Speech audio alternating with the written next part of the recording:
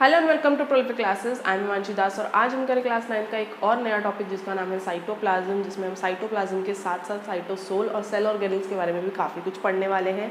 तो this is from the chapter fundamental unit of life and from the same chapter मैं बहुत सारी videos already channel पर upload कर चुकी हूँ। तो अगर आपने वो नहीं देखी है तो क्लास 9 बायोलॉजी की प्लेलिस्ट के अंदर जाकर आप देख सकते हैं। तो स्टार्ट करते हैं। साइटोप्लाज्म एक बहुत बेसिक सी टर्म है जो हमने क्लास 7 से पढ़ते आ रहे हैं, 6 से पढ़ते आ रहे हैं कि बेसिकली एक सेल का स्ट्रक्चर होता है जिसमें न्यूक्लियस होता है, जिसमें सेल मेम्ब्रेन होता है और उसके बीच में एक फ्लूइड सा स्ट्रक्चर होता है, फ्लूइड पार्ट जो होता है दैट इज साइटोप्लाज्म। शायद हमने ये भी पढ़ा हुआ है कि cytoplasm living part of the cell में आता है और कुछ हद तक उसके अंदर सेल ऑर्गेनल्स भी पड़े होते हैं, उसी में सारी एक्टिविटीज़ जो होती है वो साइटोप्लाज्म में होती है।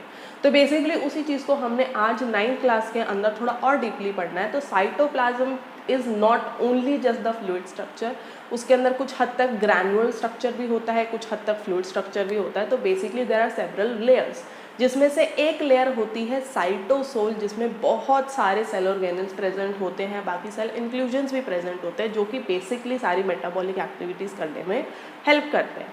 तो अगेन उन सेल ऑर्गेनल्स के थ्रू हर सेल को अपना अपना फंक्शन परफॉर्म करना होता है। तो according to the different cell organelles वो अपना अपना फंक्शन परफॉर्म करते हैं। तो बेसिकली आज हम लोग बहुत बेसिक टर्म्स के अंदर बहुत इजी तरीके से हम लोग साइटोप्लाज्म की इन कुछ टर्म्स के बारे में कुछ पढ़ने वाले हैं।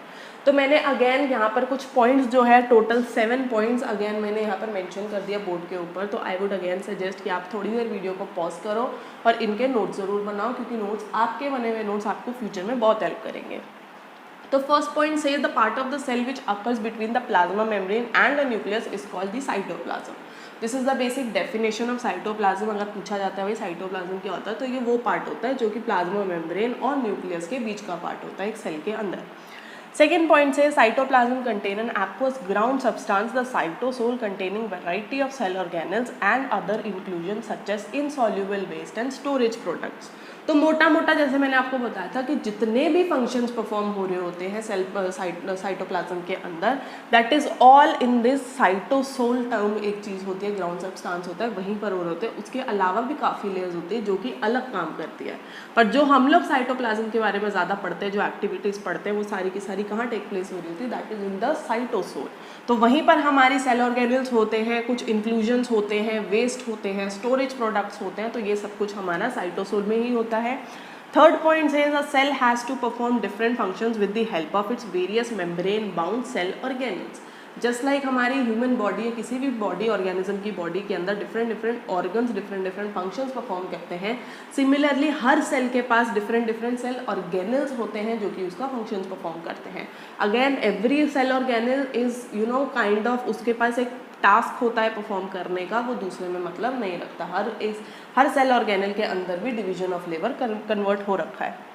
Fourth point says it has to synthesize substances, secrete cell products, digest substance and generate energy। तो ये बेसिकली जो फोर्थ पॉइंट है ये आपके सेल ऑर्गेनल्स के फंक्शंस बता रहा है। बेसिकली सेल ऑर्गेनल्स की हेल्प से सेल क्या करता है, दैट इज आइदर वो सिंथेसाइज करता है सब्सटेंस, चाहे हम प्रोटीन्स की बात करते हैं राइबोसोम्स के केस में, चाहे हम लिपिड्स की बात करते हैं एंडोप्लाज्मिक रेटिकुलम के केस के अंदर, चाहे हम लोग फोटोसिंथेसिस के अंदर जो ग्लूकोज प्रोड्यूस होता है, सिंथेसाइज होता है, उसकी बात करें, क्लोरोप्लास्ट ऑर्गेनल उसके अंदर काम कर रहा होता है। तो ये चीज़ हम डिफरेंट पढ़ेंगे। सिक्रीट सेल प्रोडक्ट्स, उसके अंदर आपके एंजाइम्स आ जाते हैं, आपके हार्मोन्स आ जाते हैं, म्यूकस आ जाता है, और भी बथेरी चीज़ें होती है।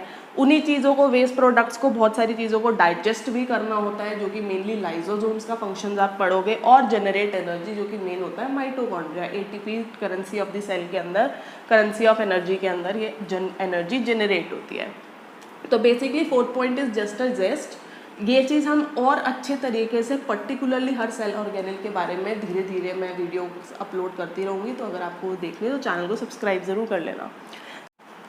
Fifth point says cytoplasm acts as a store of vital chemicals such as amino acid, vitamins, ions etc। तो यहाँ पे कह रहा है कि साइटोप्लाज्म जो होता है बहुत सारे केमिकल्स के लिए एज अ स्टोर एक्ट करता है। फिर चाहे वो कुछ हार्मोन्स हो, चाहे वो एंजाइम्स हो, चाहे वो म्यूकस हो, चाहे वो सिक्रीशंस हो, किसी भी तरह की।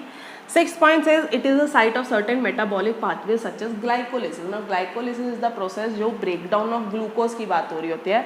तो apart from glycolysis, like similar to glycolysis, बहुत सारे metabolic pathways जो metabolic activities हो रही है उन सब का साइट की तरह साइटोप्लाज्म उनको एक जगह देता है कि वो सारे फंक्शन वहाँ पर परफॉर्म हो सके। Seventh and the last point is living cytoplasm is always in the state of movement obviously, तभी हमारी जो पाथवेज है जहाँ पर ऑस्मोसिस वगैरह प्रोसेसेस जो हो रहे हैं वो पॉसिबल हो पा रहे हैं क्योंकि cytoplasm always in the state of movement रहता है। तो यहाँ पे cytoplasm and cytosol with cell organelles थोड़ा बहुत हमने कवर कर लिया है। नेक्स्ट वीडियोस के अंदर हम लोग पर्टिकुलरली डिफरेंट सेल ऑर्गेनेल्स को पर्टिकुलर अकेले अकेले पढ़ने वाले हैं, इंडिविजुअली पढ़ने वाले हैं। तो यहाँ पर मैं अपनी वीडियो को एंड करी हूँ। वीडियो को लाइक ज़रूर करना, सब्सक्राइब ज़रूर करना चैनल को, और हो सके तो कमेंट भी करते हैं ना अपने फीडबैक के लिए।